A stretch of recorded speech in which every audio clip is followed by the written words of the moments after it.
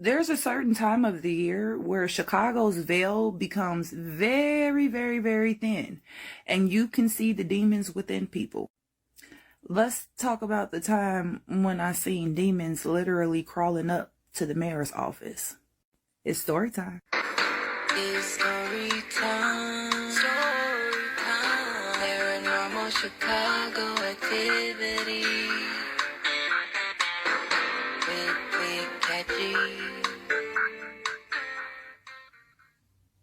We had this mayor when I was in high school. He was a bad man.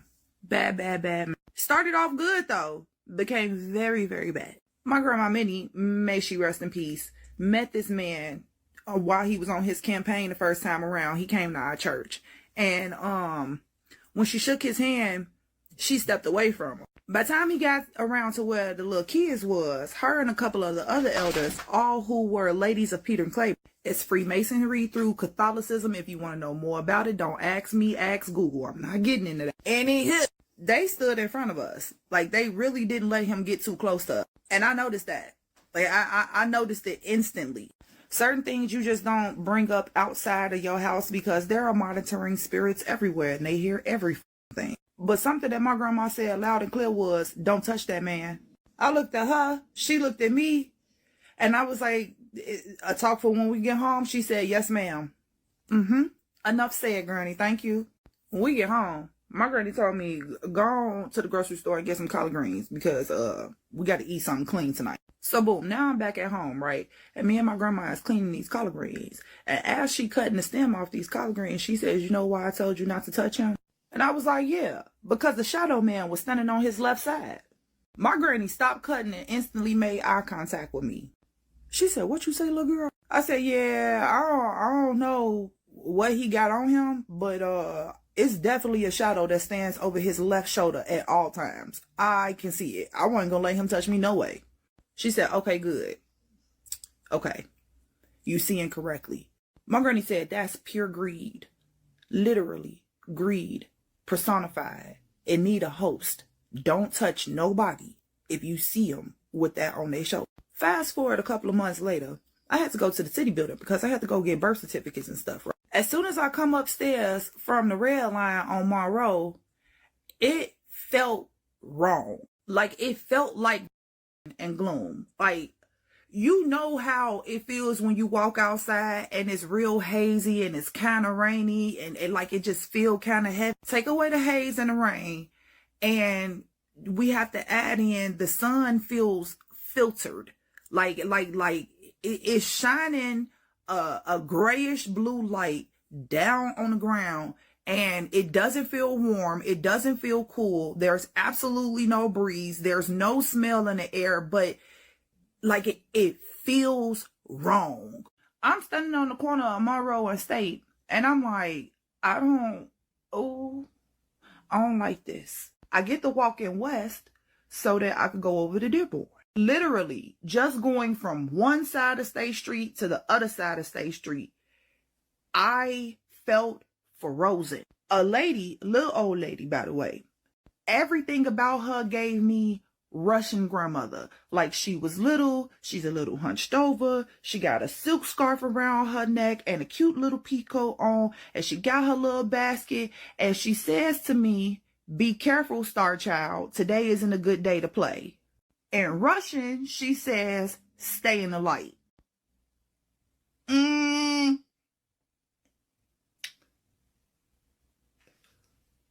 What we dealing with down here today? That lady finally looked up at me and she had pure crystal blue eyes. She said, we don't know. We're trying to figure it out, but it's warded.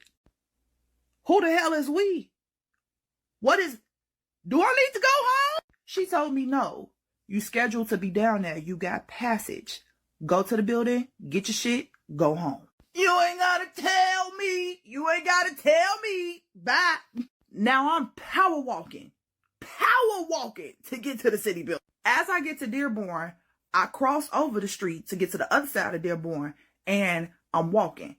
At this point in time, I come into the shadow of the Chase building.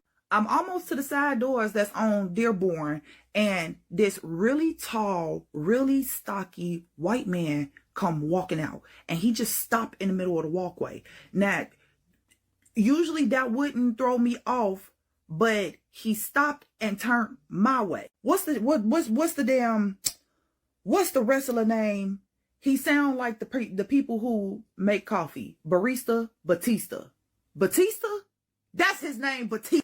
This white man is huge, standing there in all black. I'm talking about black dress shirt, black dress pants, black boots, black long trench coat, just cocky as shit like Batista. I stop in my tracks. The side of his mouth hitched up a little bit. In the back of my head, I'm thinking, what the? And then the other side of his mouth lift up to his ear. Oh, absolutely the not. Like a beacon of hope, literally, it's a break in the clouds, and across the street is some sunshine. When I tell you I hightailed it into the sunlight, I stood there and looked at him. He looked at me. The smile was gone. Oh, yeah?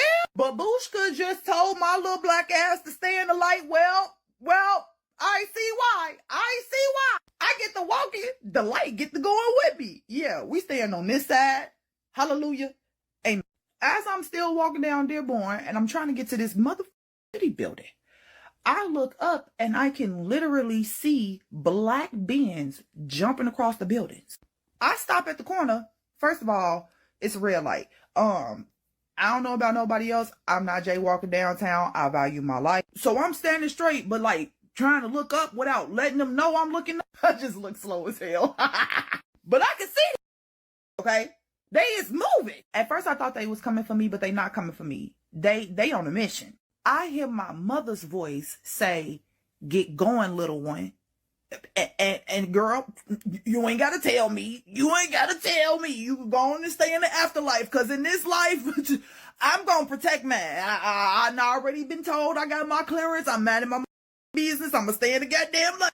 I get to the birth certificate office, and the security guard that is there, look at me and start turning red. I looked at him. I said, look, I don't want no smoke.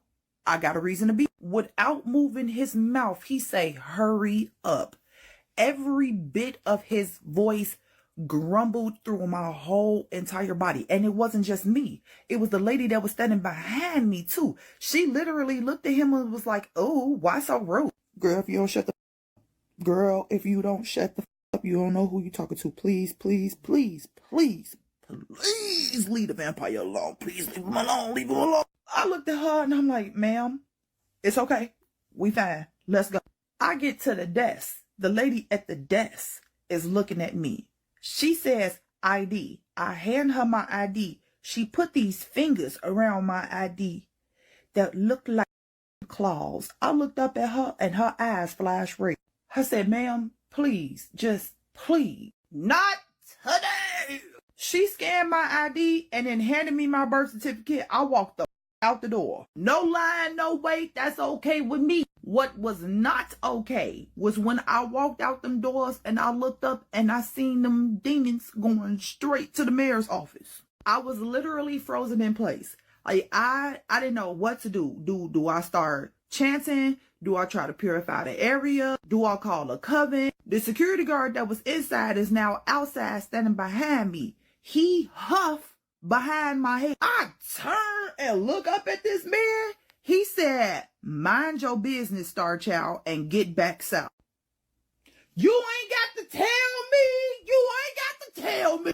I came back home. I told my grandma what happened. She said, what you say? She grabbed the house phone, walked into her room, and made a few phone calls. I don't know what the phone calls were said, but, yeah. It's something that runs Chicago, but it ain't a human mayor.